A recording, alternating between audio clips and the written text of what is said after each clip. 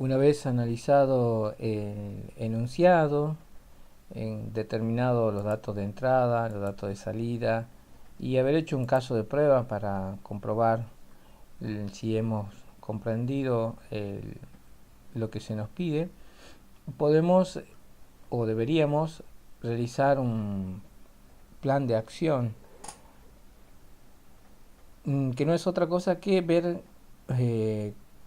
qué componentes son los que vamos a necesitar para resolver el problema, porque en cada tema, recuerdan, podríamos tener ya un grupo de bloques de diagramas comunes. Por ejemplo, el ingreso incondicionado del vector, también ya sabemos calcular el promedio de elementos de un vector, sabemos hacer un recorrido y haríamos un recorrido ¿para qué? Para contar las notas que cumplen una condición y al último, bueno, ya mostrar el contador.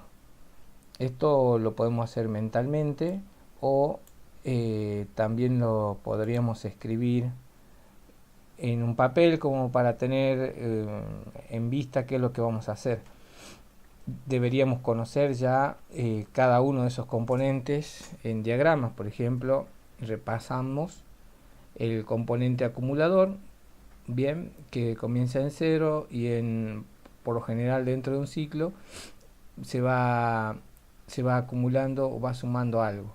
El componente contador, que también comienza en cero y dentro de un ciclo va haciendo las comparaciones y si se cumple alguna condición por el verdadero o por el falso, dependiendo de la situación, cuenta de uno en uno. Y el componente promedio, que lo podemos conocer para resolver, digamos, variables con variable simple, porque no necesito el x y lo puedo perder en cada iteración y a su vez ir acumulando, al final hacer la división para calcular el promedio de lo acumulado con la cantidad de datos. Como ven acá, input, output son las palabras en inglés que significan input entrada, output salida. Serían los bloques de entrada y salida que habíamos visto en diagramación. De vectores tenemos los componentes de entrada o ingreso de un vector, de uno en uno los elementos, y de salida de uno en uno también los elementos, ambos con un ciclo incondicionado. ¿Cuál sería el reto? Bueno, volcar todo esto en un solo diagrama.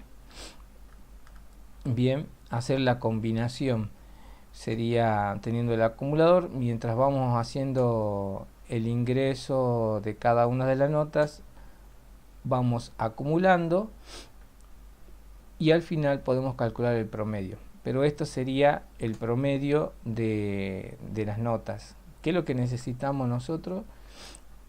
Una vez calculado el promedio, necesitamos recorrer nuevamente el vector, como habíamos dicho acá, para contar los que cumplen esa condición. Entonces, combinando el contador con el cálculo de promedio de los elementos de un vector, resultaría un diagrama como el que sigue. Fíjense, el acumulador en cero, el contador en cero, ingresamos la cantidad de elementos y un ciclo incondicionado para ingresar cada una de las notas. Lo vamos acumulando al mismo tiempo. Terminamos el ingreso del vector, podemos hacer el cálculo de promedio dividiendo el acumulador con la cantidad de elementos y nuevamente hacemos un recorrido del vector preguntando por cada una de las notas, nota sub i, si es mayor que el promedio, entonces iríamos incrementando el contador en 1 y al final podríamos o deberíamos mostrar el valor de ese contador. Lo que resta ahora a continuación es traducir este diagrama en código C.